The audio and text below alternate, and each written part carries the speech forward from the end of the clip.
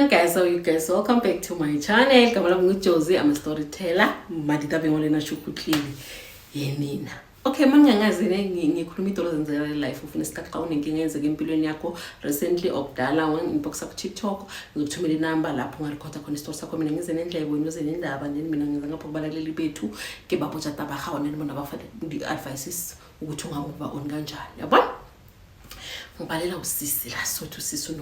nomuntu angiba awusijuzi kahle mina ke kothinja ngisheningi akethe worke left or ke right but I feel like ama advices wakho wabalaleli bakho ngifila ukuthi ama advices ngifila ukuthi ama advice wabalaleli bakho azonceda so utlabule ifinal nail ke ibhukisini ama advices wakho it's okay mina ngiyusisi so usisi nomondo nomonde I'm in my late 30s uthi awushozi mina ngivela ku family umama nobaba bashadile bana 45 years bashadile ba married and sibine like ukuthi sikhulisa abantu abashadile and both of them sikhule bazali bethu basebenza ama professionals ikithi si3 masi3 so sonke safunda saceda awusjozi graduate ka ufile mbereko ama siblings wama2 ayangena umsebenzela outside the country omunye like wa travel in and out the country sonke sifundekile graduates sibe fortunate ukuthi awusjozi thina school of high school after high school sathi university sonke from university sabesithola imisebenzi and imisebenzi right Uthi I'm very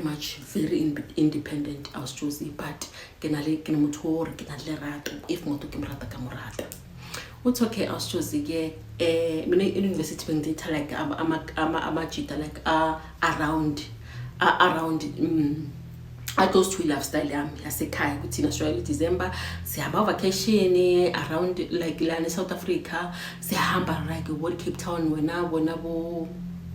Durban wena bo Kruger National Park isinto vele sijwala ukuthi siya travela as a family ekithi uthi ekithi sonke c3 akekushadile enhle kuzathi mina bande bayile he kibe bawo but akekushadile okay uthi sisi uthi okay awushozi ngideyithana amangideyitha ke lesasikhathi sisala ku university kusathuma lo bereka sala thoma bereka bengideyitha like abo guy aba financial stable bakhona ngokuthi vacation and stuff like that but ilabantu labo ukuthi banabo baby mama so now I was next sabator ke bile motho ana le ngwana ke sina ngwana bekwi main goal yami hore ke batla someone engizoqala naye impilo engizobuilda naye impilo ake batle bothana le ngwana othi asus 2013 ngihlangana nalesi guy kompana le guy so you guys so thi uJohn ngihlangana noJohn ngihlangana naJohn kanamntwana uJohn yasebenza uJohn like ana uthi anale chelete wancha vacation John angitshele kahle athi mina baby girl ngithanda umuntu intombazana ayenza ama eyelashes intombazana yenza inwele intombazana yenza amazipho or awushozi beka ngayenza mistake each and every month beke cry allowance yakhe bevuthi besinga discuss bengibona ka notification itsena kathi bo uJohn umuntu akaJohn What's okay 2013 awushozi life is lifing abutafihla empilweni yami vele like ubona ukuthi this relationship iya build ayifana la ngibakhona bizothi umuntu ungahlangana naye emall ungabe ne energy ukuthi ungambuza ukuthi ubani intombazana uhamba naye emall but this one like mahamba nosomeone ngamazi like ibeka begana lithonjora ahlala short ke mangu wabona because I relationship yethu be relationship ukuthi itsamaya towards lenyalo and brother sonke ukuthi in case baby girl you get pregnant for abantwana bakhuliswe under isename yami under my name because ngixonyala na I'm not here to play also umuntu bele angiphi ithembiso sa heaven and earth ngilobona like promises and some of the promises ngifeel ukuthi okay ngathi uzozifeza yaba uthi okay sharp awushozi high 2013 stated 2016 ngibe pregnant kebele ngwana uthi emsebenzini la ngisebenzela khona awushozi ngibe nalesi opportunity ukuthi bafuna ukuthi ngiyofunda but bazobhadala everything yabona so mangifunda so umntwana wami sona 3 months leso sikhathi sengizala umntwana una 3 months or awushozi ngwana ka vele February the following year 2017 ngimshiye vele ekhaya yakhe because I had to grab the opportunity with both hands uthi awushozi like ihlohamo ngizothi ngisuka eDurban go tsana school go Josi yabona so kufanele ngishiye umuntu wami then I need to travel and then kali mangibekise njani ngathi ngisuka from another city to another city yabona into not another city to another city but same province uyabona uthi and then Friday ngiyabuya ke ngama weekend ngiyadrive ngiyabuya ke ngizombona or okay kube into like a continue awusoze ke nalengwana le motho and kinahana lenyalo ayikho enye into engicabangayo beside ukuthi mina lo muntu lo we are building yabona uthi ukuthi uma uyofunda kwenye indawo uyofika lapha build relationships uthi awusoze mina ngayelanga lapha ngimindset ukuthi gojola ngimujolo no staying because ngicela uba nomntwana ngapha ngiyafunda ngilobana like stress sekunalo ngishilele partner yakamuraho wabona uthi interact nabantu kube nokuthi one of the colleague esifunda nayo ke ushonela ubhuti wakhe mashonela ubhuti wakhe like so we need to go and support the person. So uthi ngifonele beluka because beyazi ukuthi Friday ngizobuya ngimfonele ngithi no what this coming Friday I won't be able to make it uthi ngeza endlini so we need to uthi sikhaphe so sikhaphuntswaki ekibo ushonele so we need to go uthi sikhaphuntswaki ora sho sikana go ke nna ke driver ngena ke na le nkolo ithonso ke drive yabona uthi ngimchazele kahle umuntu ngithi hayi maybe after funeral ngizobuya or awushozi like namore ankodeni ne bathi siyahamba siya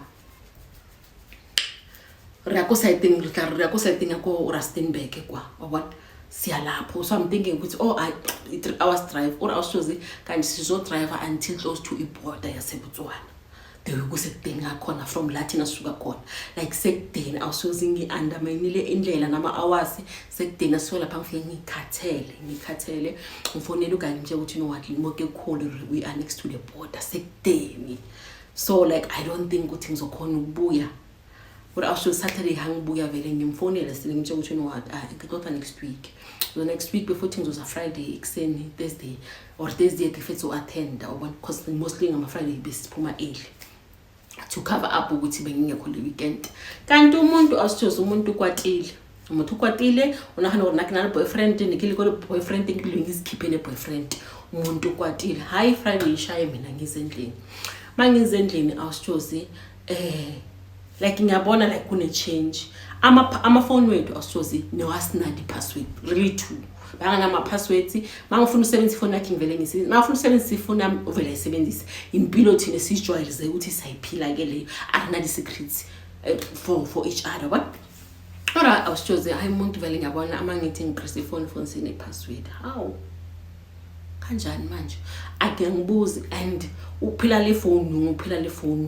phone isikhathi eside uthi awusoze vele ngingabuzi hayi ke attend ke fethe ke graduate ngibuye mangibuya awusoze unfortunately one accident ke ulimala inyawo vele kabuhlungu baze bamoperate bamfake ne cast or awusoze ephethe ne phone still there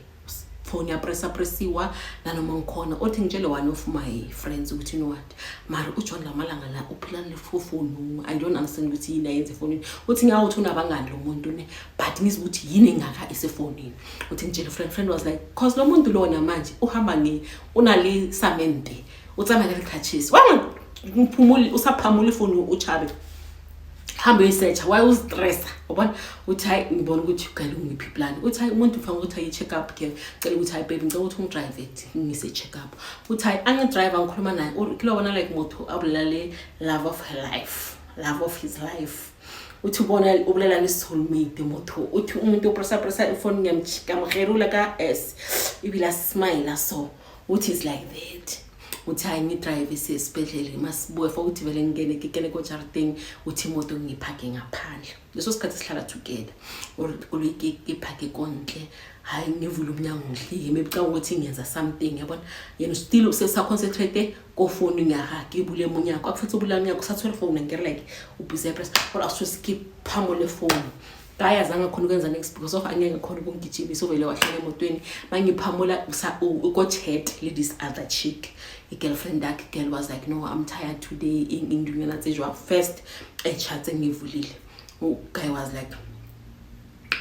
you know what sonto ubele bana baka ukuthi kara uxoxo bana baka kwasithowa bereka so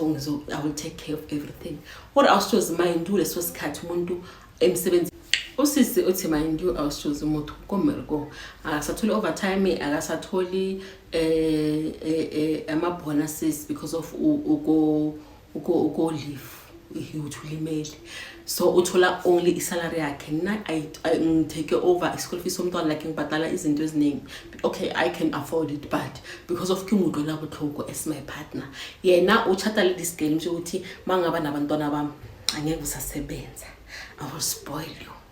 What I was just giving WhatsApp, buja na warge leso sikhathi sister sothumele isithembo somntwana wakhe wesikolo, and then my brothers was like,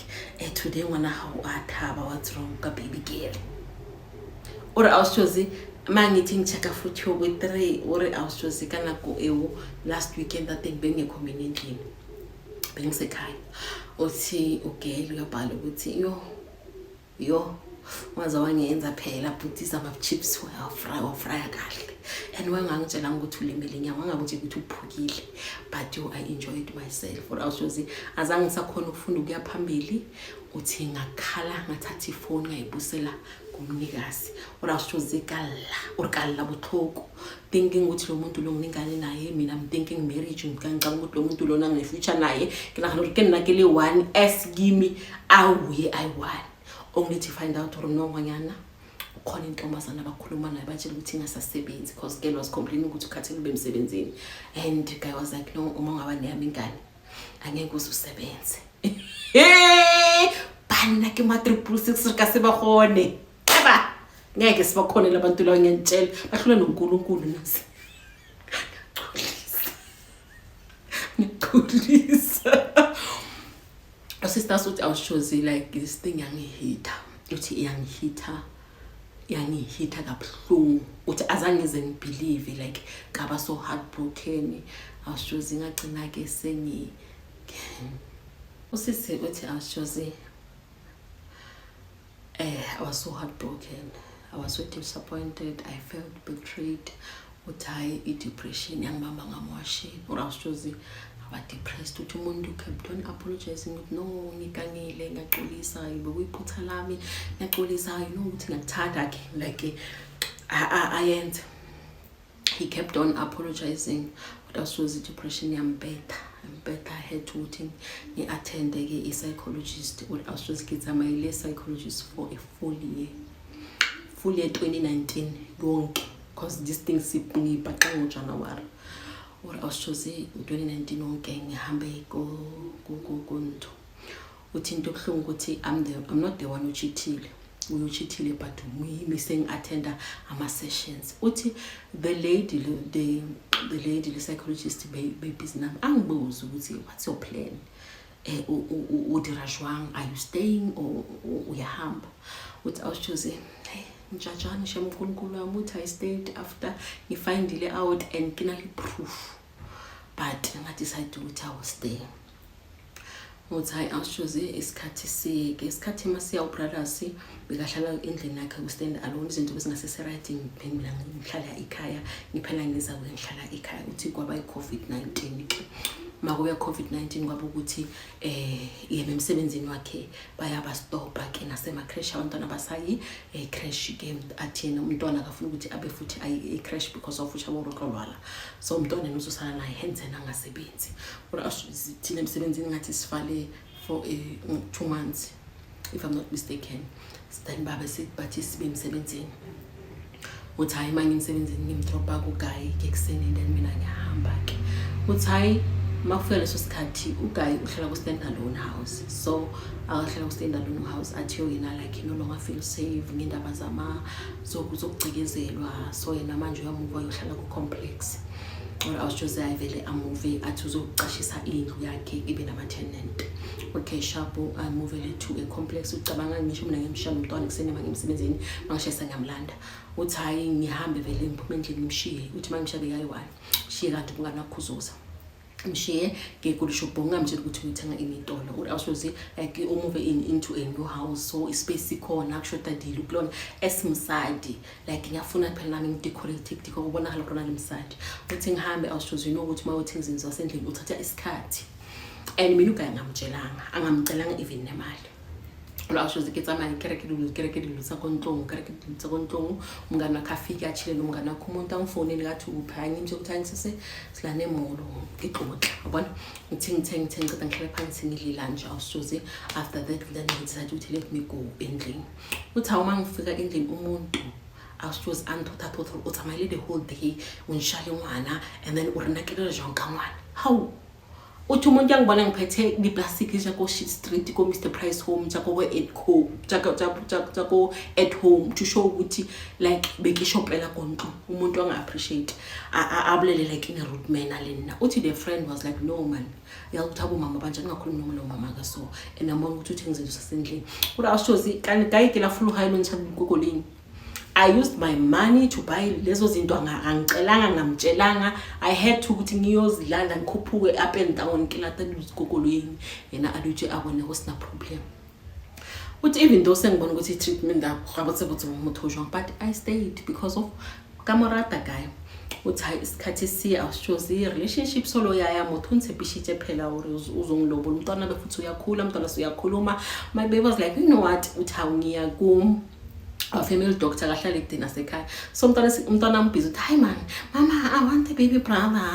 brother yabona sinje ngenzani so female doctor it was like hi man ibana umntwana nje uthi hi mama uzomqosha it's like no if aqosha uzeza uhlala kwami yabona like si joke about it hi mangifika endlini ngibona ugayi like ngithi yazi umntwana kuphela yena doctor umntwana athi yena ufuna baby brother sibe ne baby brother guy was like no it's okay because we know ukuthi mina nawe sine promises ushadana asenzile umntwana isibling or I was choosing stupid me ngakhulelo ke baby number 2 no lobola girlfriend and boyfriend fela I think and then guy was like no I'm planning ukuthi ngoresign emsebenzini dala sebenza kula msebenzi I'm planning ukuthi ngoresign once imali isiphuma samse provident fund and then ngithumela abase ithi egini bahlawule banse mahadi everything senze everything kube one go mahadi lobola celebration white wedding kube one go ngachelete etlogotswang no problem I was choosing mina ngiyasebenza I can afford myself it's fine uthi I was choosing ugayivela resign because he's planning ukuthi uvula ibusiness ngale mali my fake uthi ma resign I was choosing kusikhambi isikhathana imali ngene I was choosing chale dates and it was over R1 million over 1.3 1.4 million rand ingene accounting kaguy nithi finally now ubayozenza izinto ezi right ekithi I respect ikhaya la kamama no babam ayenza into right because abantwana manje sebangaki bayi2 uthi awushozi chelete itsena mugayi kube ukuthi ke mina sengivalelwa ngaphandle chelete itsena athi chelete ahamba ikibo awushozi angithi angarenovate ekibo but mina was hoping ukuthi mali angene aqale ka issue yakalibana phela thatha imali ayikibo afihlo kwa gabu renovation from pants na phezulu ekibo I did renovations okay yena nabangani bakhe abanye abayi3 so kunale business bebafuna ukuyivula so bathi bayifaka imali ke koyi3 imali lenganayo so ukuthi the low with3 imali abona ukuthi no yini imali le izoba yiningi for yena and nale business yabo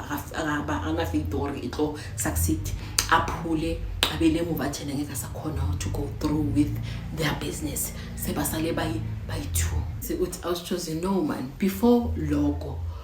imali yakhe izophuma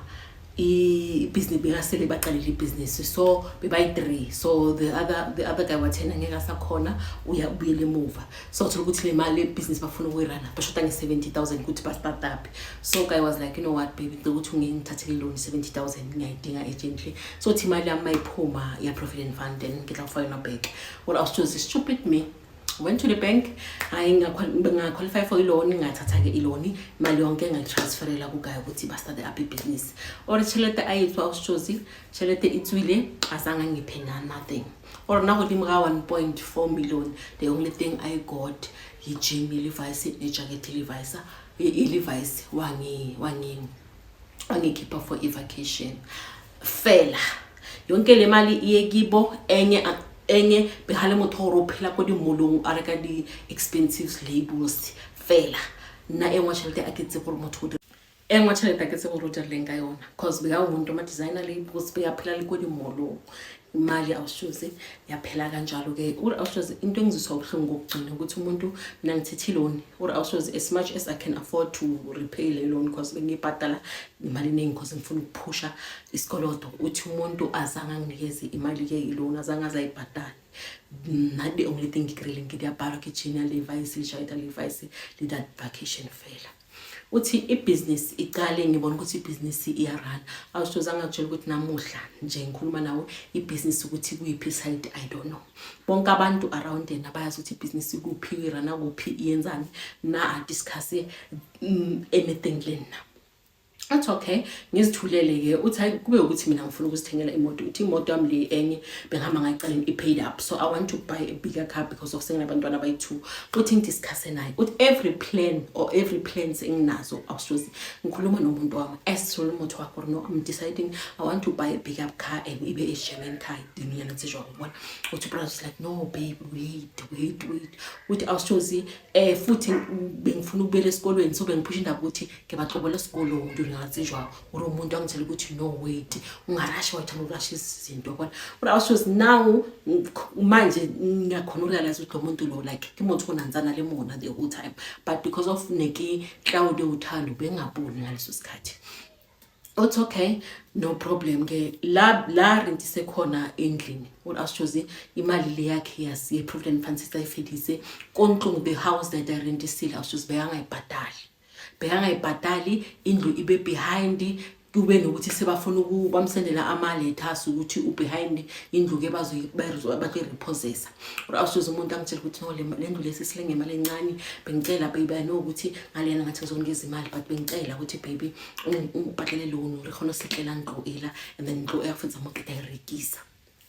Okay, sharp or awusozi hayi ngihambe ngifuna iloan because le besilengile ngabo ma 10,000 le ngayicaleni ukuthi ngihambe ngifuna iloan 75,000 ngirebhadele ngiqhubeke ukuthi angaluza indlu because uqashile urentile una ukodi complexing uthi hayi awusozi isikhathi siyeke isikhathi masiya isikhathi siqhubeka kanjalo ubrothers ka 2024 u2022 Nomuntu sihlangana ngo2013 ka 2022 kuba ukuthi ubrothers uthumela abasekibo ikithile kwalo ukuthi ubaxonsa mahadura awusoze I was so excited finally anyalwa awusoze mina ikithi is not ukuthi like bekilithi spreading nganyadiwe but because of lo muntu nginabantwana nababayithu ngikhulelwe efamilini ukuthi abazali bambashadile and from day one angithembisa ukuthi abantwana babazokhula under my surname and nakehlonyala so promise uyayifeza ke but ashozi I'm excited I'm over the moon whatever ke uthi umuntu athumele basekiba bathumele or ashozi nakegena isikolo ngifundile bazali bami bafundile ama siblings wami bafundile ngiyasebenza ashozi kabereka like I can afford uthi ngihola imali enough I can afford izinto eziningi what I was choosing brothers okay aribele education code koko siding he lo muntu lo awususi ngihleli na iminyaka eminingi ukuthi angathumela abasekibo abaromele fele ka 20,000 rand what I was choosing umuntu abasekibo abafika bathola 20,000 from over a million ebanalona orometse batho ka 20,000 or I was choosing my father be disappointed my uncles were disappointed because bisicabanga ukuthi kuba indaba ukuthi unthama khadi angasala ngemali encane just ukuthi azobuya ke ngoba umuntu amshadi ngela ngeli1 but I was choosing motor romitse batho ka 20,000 ikithi uthi okay I was disappointed but umalumam asho ke ukuthi yena ngisikithi if umuntu ukhiphela i-deposit unyaka olandelayo kufanele ukuthi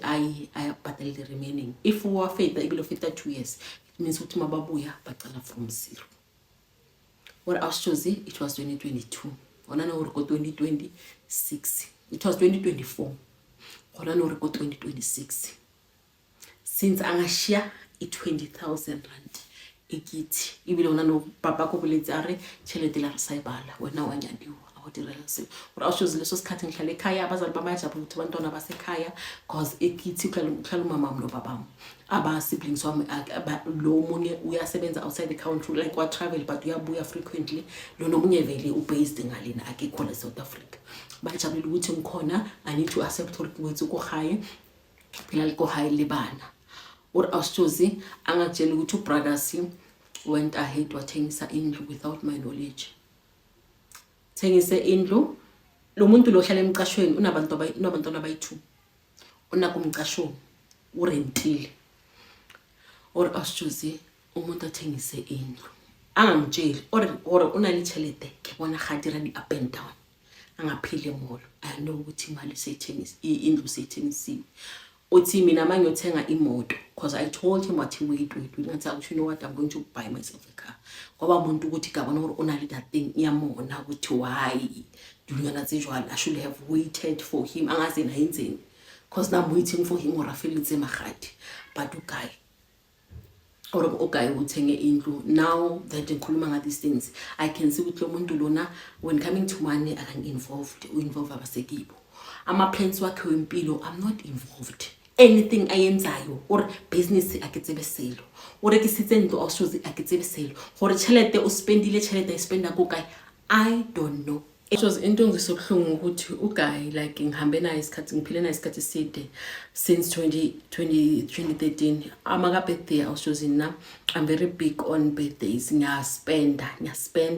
ngiyakuplanela something big ukuthi enjoy langa lakho uthi mina uguy bekangangiplanele the whole time if ever ngiyospenda ibirthday yami ku vacation kina ke planele vacation kina ke mountain asama ngikukai on my birthday it's me mangihlala phansi manje ngibeka ukuthi I'm the one kahle who was holding the relationship himi bengibhadalela umntwana school fees dini njengadabe didira kenna amaloni lawa ngathethe ayi2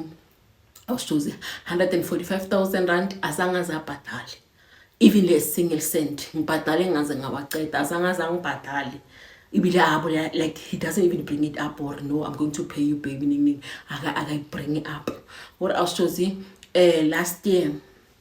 on my birthday like each and every year my birthday I'm ngathi leave I very career kabe ke plan birthday or last year I didn't even plan anything for myself because of ke bona relationship arne ateka or awusozi for the first time birthday I'm ngidlele emsebenzini I was so excited emsebenzini abantu bangiqulela kwabamnani for the first time ngingayi ku vacation ngebirthday but I enjoyed myself mangibe emsebenzini mangendlela umuntu ukwatile umunqo angazi ukuthi inkinga yakhe yini or gidewe ngispend ibirthday yami nayi mina mangakayiplanela or awushows ingisobuhlungu isithing because mina mangangibheka ngikusize 2 nginale mmelo omupila awushows I'm pear shaped ngi right ngifundile but the way this relationship inqobe ngakhona uthi mina bengintombazana ukuthi angiqoki mina ama track pants limateki bekilwa yana all up to standard if ki short dress ikisindlase if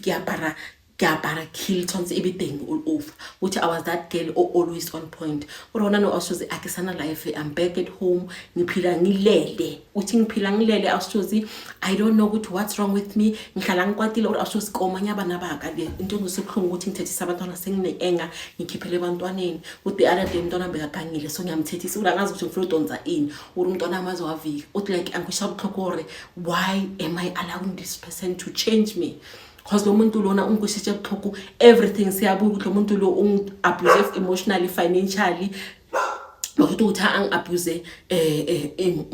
physically urona no awusozi I'm just sitting here in relationship ngi or angisambuzi next ukuthi uyajola akajola angazi ukuthi angimbuzi anything mafuna wenza anything empilweni yakhe yenza akinetaba kimbujisiselo but we are still together urona I mean a point mokusathi sibe ngureshula walk away or like ke work on the relationship but into engisabuhlungu ukuthi now that ngine anger nalokuthi wangichithela find out and I stayed iyangilimaza because now ngiyoya nomunye amdala arimanga ngibona manje from le minyaka le nane ngilibhila too much bengihlala ngi up to standard ngimuhle naturally but bengihlala ngi up to standard urana no awushoza kampona no utlaki na fam Julie akesana style akesa makeup aketse what's wrong with me because of emotionally I'm not okay. Should I leave or should I stay? I'm going to advice too.